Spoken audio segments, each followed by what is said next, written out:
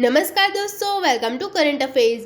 Now India ने recently सारे G7 countries को कॉम्प्रिहेंसिवली बीट कर दिया है एक्सपर्ट ग्रोथ के मामले में। जो ग्रोथ हमने देखी है इंडिया में, इट इज एब्सोल्युटली एक्सेप्शनल। और यहाँ पे आप देखेंगे, इस पे आर्टिकल है, India beats all G7 nations to record highest growth in merchandise exports. देखिए, हम ये नहीं कह रहे हैं कि ओवरऑल एक्सपोर्ट्स इंडिया के इन सब कंट्रीज से बढ़ चुके हैं, मगर मर्चेंडाइज एक्सपोर्ट्स की जो ग्रोथ हुई है पिछले 1.5 साल में, मतलब कि जब से कोविड फैला है और हमने कुछ रिकवरी करने की कोशिश करी है उसके बाद से, तो उस दौरान इंडिया की जो ग्रोथ है इट हैज बीन एक्सेप्शनल। और G7 कंट्रीज को बीट करना कोई छोटी बात नहीं है। यहाँ पर दुनिया की जो मेजर इकोनॉमीज है वो आपको मिलेगी, Germany, Japan, the United states of America, UK, Canada, Canada छोड़ दो, फ्रांस, इटली, ये सब कंट्रीज अपने आप में बहुत ही ज़्यादा स्ट्रॉन्ग इकोनॉमीज है। और सारी G7 कंट्रीज को आप अगर ऐड कर दोगे ना, तो दुनिया की 60% जो टोटल ग्लोबल वेल्थ है वो इन्हीं 7 कंट्रीज में आपको मिलेगी। इसलिए G7 कंट्रीज का समिट जहाँ भी होता है, फॉर एग्जांपल अभी 2021 में हुआ था यूके में, पूरी दुनिया फॉलो करती है। और वैसे अगर हम बात करें G7 समिट्स की, तो इंडिया ऑलमोस्ट एक रेगुलर यहाँ पर पार्टिसिपेट बन ही गया है। ऑलमोस्ट हर G7 समिट में आप देखेंगे कि इंडिया के पीएम यहाँ पर होते हैं, बातचीत होती है, डिस्कशंस होते हैं ऑन ट्रेड, ऑन इन्वेस्टमेंट्स। तो आज के समय सिर्फ ऐसा नहीं है कि भारत को सिर्फ इनवाइट किया जाता है G7 समिट्स में, हम लोग आज के समय इन कंट्रीज को कंपटीशन भी दे रहे हैं in terms of global exports. We have earned the right to sit on this chair. और इससे रिलेटेड रिसेंटली भारत सरकार ने एक वीडियो भी रिलीज करी है। मैं चाहती हूँ आप ये वीडियो देखें। आज भारत विकसित और बड़े निर्यातक देशों की अर्थव्यवस्थाओं से आगे निकलकर विकास के सर्वाधिक उच्च स्तर पर पहुंच गया है।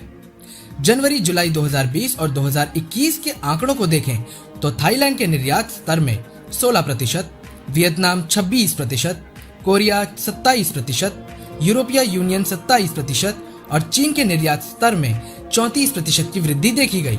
इन बड़े निर्यातक देशों के मुकाबले भारत का निर्यात सर्वाधिक उच्च स्तर 47% पर रहा है, जो भारत की मजबूत होती अर्थव्यवस्था का बड़ा संकेत है। इतना ही नहीं, निर्यात में उच्चतम वृद्धि से भारत ने सभी G7 देशों को पछाड़ दिया है। जनवरी जुलाई 2020 और 2021 के आंकड़ों को देखें तो यूके के निर्यात में 20%, America 24%, Japan 25%, Germany 26%, France 27%, Canada 32% और इटली का निर्यात 33% रहा है, जबकि भारत का सर्वाधिक 47% रहा है। इन आंकड़ों से साफ है कि भारत फिर से दुनिया की सबसे तेजी से आगे बढ़ने वाली अर्थव्यवस्था बनने जा रहा है। नाउ यहाँ पर आप कहोगे तो इसका मतलब क्या? मतलब हमारा ट्रेड अब चाइना से भी ज्यादा हो गया? नहीं, हम बात कर रहे हैं एक्सपोर्ट्स में इंक्रीज की, ठीक है। हम ये नहीं कह रहे हैं कि ओवरऑल एक्सपोर्ट्स में हम लोग जो G7 कंट्रीज है या फिर चाइना है उससे आगे निकल गए हैं, ग्रोथ में आगे निकले हैं। क्योंकि ग्रोथ में अब ये देखी जाएगी कि कोविड के बाद जो भी हुआ है उससे कौन सा देश जल्दी से खुद को पुल आउट करके सामने आ गया है और अब बिल्कुल तैयार है बहुत ज्यादा स्ट्रॉन्ग ग्रोथ के लिए। United Nations conference on trade and development का ये आपके सामने चार्ट है और उन्होंने यहाँ पे ये बताया है कि 1978 से लेकर 2020 तक जो टॉप ग्लोबल एक्सपोर्ट्स का शेयर रखने वाली कंट्रीज है वो कौन सी है। तो यहाँ पर आप जान के हैरान होंगे कि 1978 में ना जर्मनी टॉप पे था। जर्मनी दुनिया का 12% एक्सपोर्ट अकेला अपने पास रखता था। नंबर 2 पे था यूएसए। चाइना उस वक्त बहुत ज्यादा पीछे था। चाइना और इंडिया ऑलमोस्ट आप कह सकते हैं सेम थे। इंडिया के एक्सपोर्ट्स टोटल ग्लोबल एक्सपोर्ट्स के हुआ करते थे 0.5%, चाइना के एक्सपोर्ट्स थे 0.8%। ये जो यहाँ पे डिफरेंस है ना, ये बहुत ही ज्यादा तेजी से बढ़ा है। और आप अगर देखोगे तो इस तरीके से पहली बात तो सऊदी अरेबिया काफी उठा बिकॉज ऑफ ऑयल प्रोडक्शन। बीच में सऊदी अरेबिया एक टाइम पर दुनिया का जो टोटल एक्सपोर्ट्स है उसका 5 to 6% अपने पास रखता था। फिर जर्मनी को हराया गया इन 1990s। यूएसए बहुत ज्यादा आगे निकल गया। बिल क्लिंटन का मैं कहूंगी इसमें क्रिटिकल रोल था, जिन्होंने बाद में यूएस इकोनॉमी को काफी आगे ड्राइव कर दिया। और फिर आप देखोगे चाइना लगातार राइज करता रहा ईयर 2000 तक। ईयर 2000 तक आप अगर देखोगे ना, इंडिया बिल्कुल गायब हो चुका था। इंडिया इस पिक्चर में आपको मिलेगा ही नहीं। हम ब्राजील, ऑस्ट्रेलिया वगैरह इन सब कंट्रीज से पीछे गिर गए थे। चाइना के पास दुनिया के टोटल एक्सपोर्ट्स का 4% था। फिर आगे आप अगर जाओगे तो 2010 तक का टाइम अगर हम देखें तो चाइना लगातार राइज करता गया। जर्मनी और यूएसए की जो रेस थी इसको भी यहाँ पर पछाड़ दिया। चाइना एक टाइम पर 2010 तक दुनिया के जो टोटल एक्सपोर्ट्स है उनका 10% अकेला चाइना होल्ड करता था। इंडिया ने उस दौरान कुछ तरक्की करी, हम 1.5% पे आए, मगर अभी भी चाइना से बहुत पीछे थे। आने वाले 10 सालों में चाइना ने और ग्रोथ करी है और अभी के लिए समीकरण ऐसा है, दुनिया में जो टोटल एक्सपोर्ट होता है उसका 14 से लेकर 15% अकेला रखता है चाइना अपने पास। इंडिया के पास आज भी सिर्फ 1.6% है।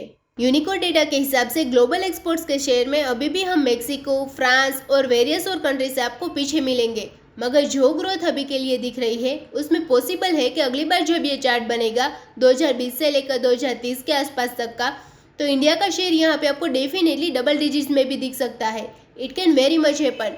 कंट्रीज के जो एक्सपोर्ट्स है आपने अभी अभी देखा, उठने और गिरने में ज़्यादा टाइम लगता नहीं है। एक टाइम पे सऊदी अरेबिया टॉप पे हुआ करता था, सऊदी अरेबिया ऑल टुगेदर गायब हो चुका है इस लिस्ट से, इसलिए वो लोग आज के समय जो इकोनॉमी है उसको डाइवर्सिफाई करने की कोशिश कर रहे हैं।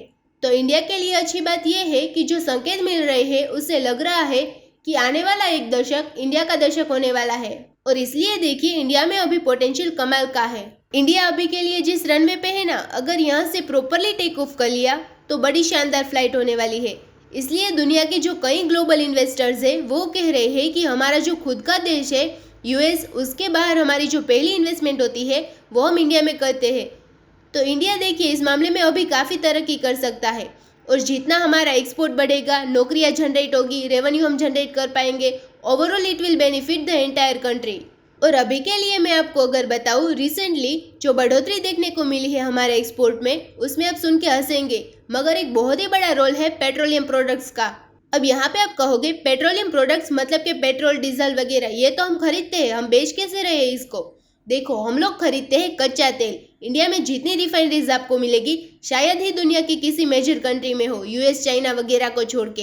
इंडिया में बहुत सी रिफाइनरीज है, और हम लोग काफ़ी बार क्या करते हैं कि इतना सारा कच्चा तेल इंपोर्ट करते हैं कि उसके काफ़ी बार जो प्रोडक्ट्स है वो बनाकर आसपास के देशों को बेचते भी है।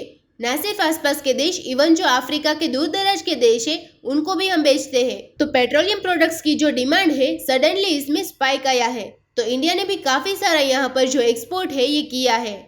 उसके अलावा जो हमारी एक्सपोर्ट इंसेंटिव स्कीम है, जिसके अंडर सरकार ने ये कहा है कि 12,450 करोड़ का इंसेंटिव प्रोवाइड करेगी भारत सरकार उन लोगों को, उन कंपनीज को जो एक्सपोर्ट करते हैं बहुत ही बड़े स्केल पर।